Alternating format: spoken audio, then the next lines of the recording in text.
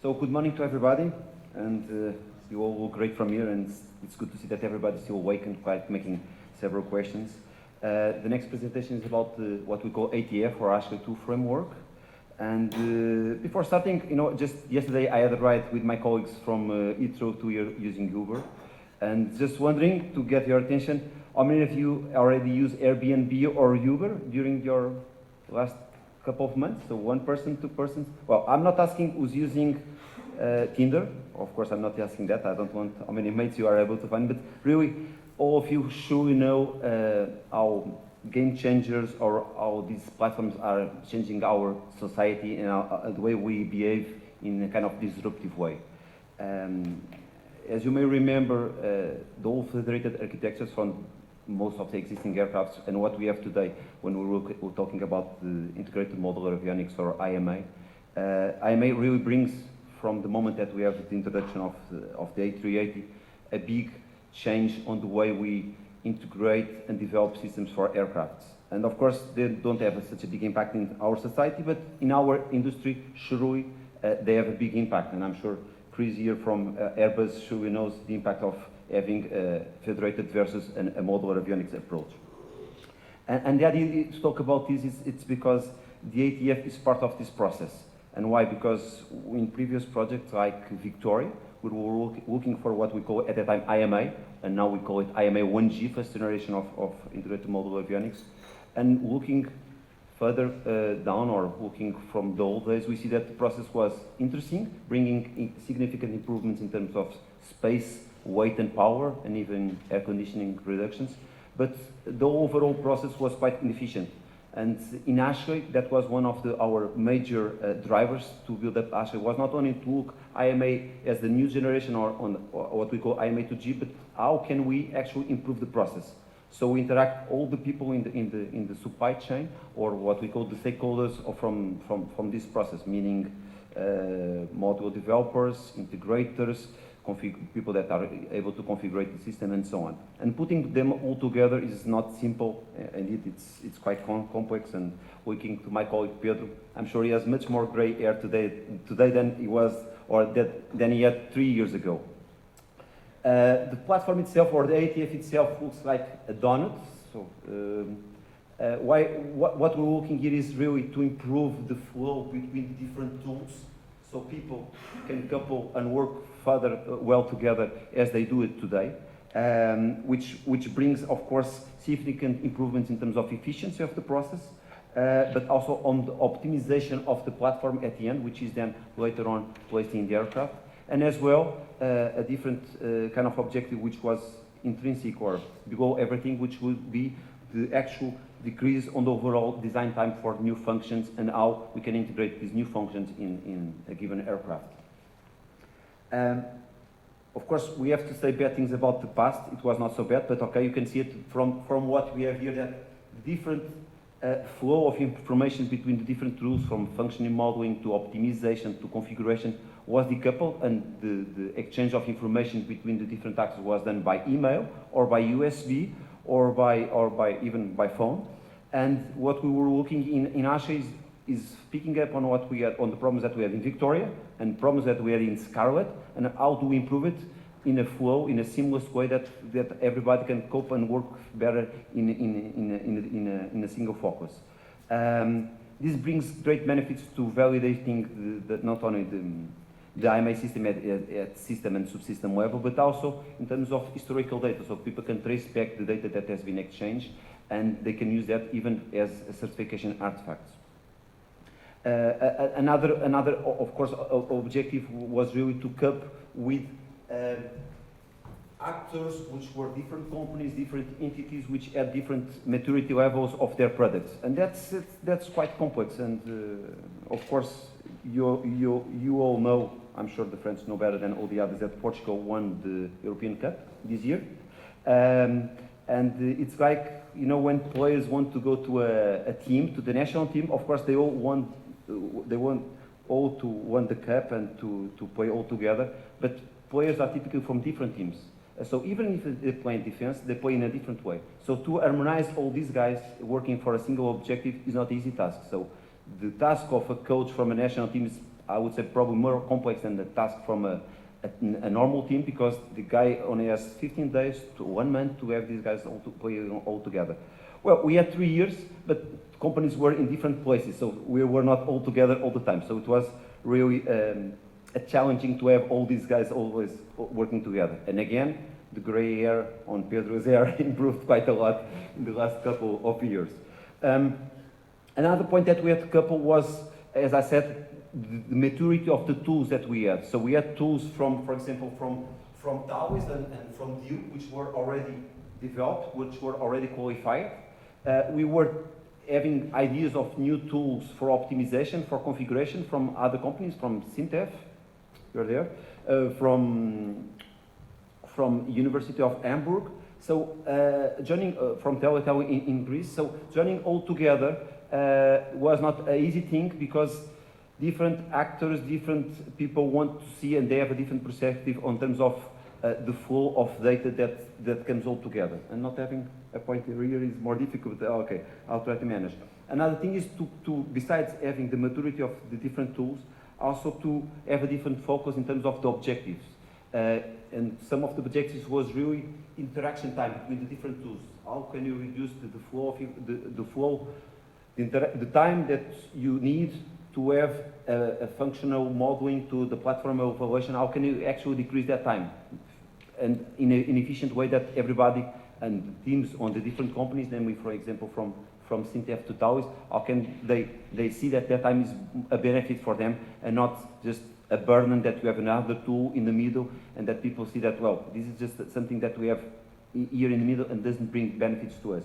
So detecting inconsistencies between the different tools was also a key item, because, of course, tools that were already done, they had their own APIs already quite developed, but tools that were going to be done, they had to consider new APIs. So we had to cope with that point. And also, of course, putting all together for a single target was not easy. But I believe at the end we were able to manage that. This is just an example of the different tools that you are going to have just on the other side of that wall, which is now closed. And another thing which is very important is really, Marina, I don't know at what time you're planning to do the demonstration of the tools, different tools, but probably at lunchtime. So it would be real to.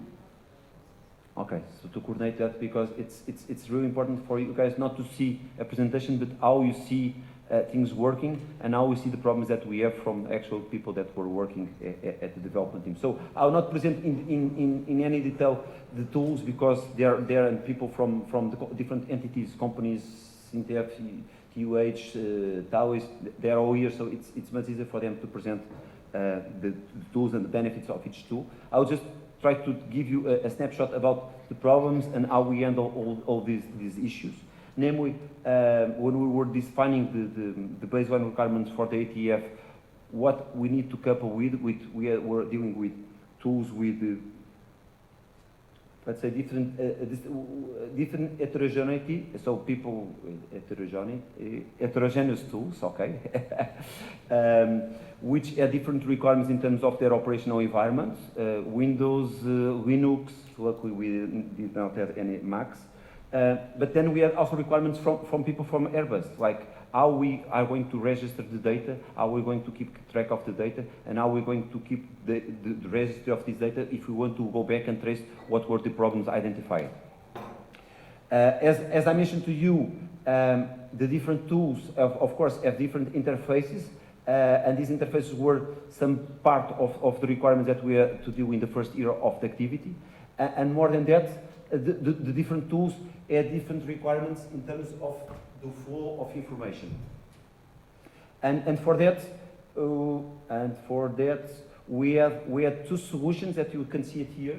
A library option or a daemon option, depending if the tool was at a higher maturity stage, as Taoist tools, for example, which were already qualified, or if tools were going to be developed along the project or optimized along the project development. And for that, the easiest task was, of course, to include a library which could couple more direct with the tool interfaces. This is just an overview of what you can see on the other side concerning the different flow which goes along the different tools. One key item that was also requested in terms of the requirements was an early validation of the different tools. So it's much more than, of course, the trusted tools are here just to exchange real, actual good information, but more than that, to really validate their inputs and validate their outputs, and if they were consistent with what's being defined in the terms of the whole framework and not from just one single interface. And this is an example of, we call it the bridge leap between the different tools, in this case the function modeling and the platform evaluation. And the idea was really to have, for the users of the tool, a seamless approach that they don't need to see what is down below. They would just flow the information, they would export the information, for example, from the modeling to the evaluation without needing to see what's underneath below. And this slide refers a bit to what I was talking. I will just move here. When we had a library, of course, the options for the users of the tools was much easier, meaning that, for example, the interfaces for the user of the tool could be seamless from the point that, for example, when they make a save and they make an export, they would have directly that interface in the tool. And on the other end, they could couple with verification information already in their own interfaces. So people would not need to let's say, have any learning curve from what they have today in terms of these tools.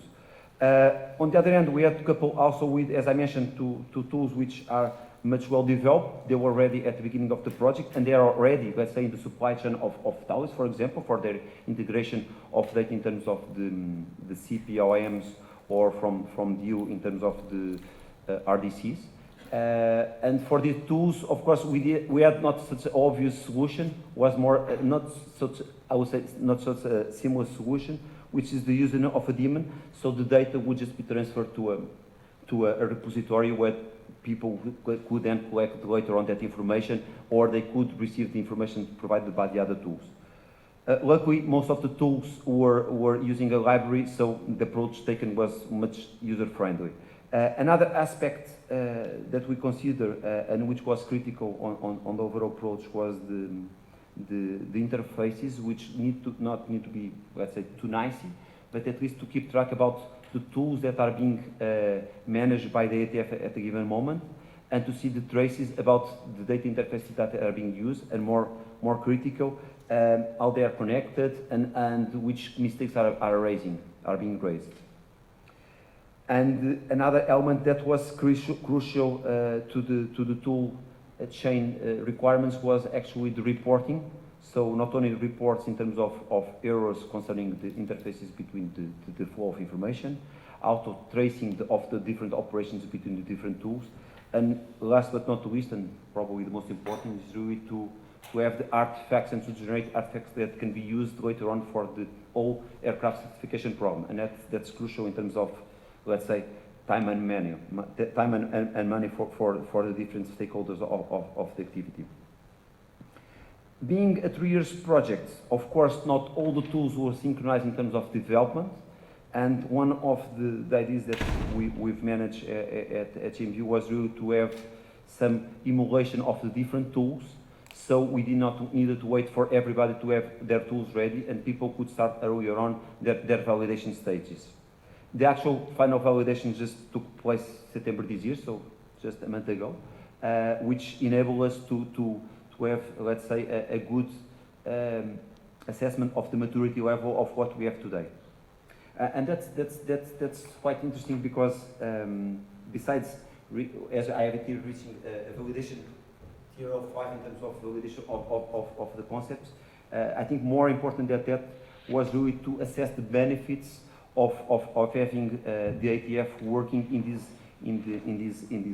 IMA solution. And why is that? Because IMA, when applied to or at least IMA to G, when applied to an aircraft program, really requires more governance between the different actors. And different actors, besides the aircraft manufacturer, can mean the module suppliers, the functional suppliers, the network suppliers. So they all have to act together. And definitely the ATF, as we see today, is really part of that solution to administrate additional complexity in terms of the development and additional complexity in terms of the different integrations. And we were able really to reach some of the objectives, really measured by decreasing the interaction time, providing early validation for the different tools in terms of the different stages, enforcing, quite important, enforcing the consistency between the different tool providers and promoting the coordination between the different teams which can work in different places from different companies, but they can collaborate further together, and so improving in terms of efficiency the first objective that I've mentioned, which was decreasing the functional cost of developing new systems. And last but not least, we were able to reduce to a minimum the impact in terms of the tools. So minimum changes to the tools, so people could actually still use what they had in-house, or when they were developing, minimum changes that they were needed to do versus what they planned initially. Just some final words, of course, versus the previous presentation. Many times in ASHWE, we don't talk about Internet of Things, we don't talk about big data, we don't talk about Industry 4.0, where everybody's talking about, which are, of course, major trends for the foundations of the new, what we call the Industrial Revolution. But actually, when we were talking about IMH2G, and when we're talking about the ATF, we're actually bringing a big disruption to the process that we had in the past versus what we can have in the future. And why is that? We can actually measure from what we have here that we have a fully integrated process, which brings greater efficiency to the overall development chain. We're working to new roles for the development teams that are in the different companies, which of course enables a higher level of customization, because if people are able to trace back easier the problems, if people are able to do early validation, of course they can further customize their developments. And more important than all that, and being GMV a newcomer for the aeronautical domain and having the European Commission here, on top of that, I think it really enables newcomers to more easily enter the aeronautical industry, which is, as you all know, quite difficult. It's a closed group of companies which were dominating the market, and as you see today, we have many companies and even institutions coming into that market, and this new approach really promotes that entrance. And that's all. Just one activity.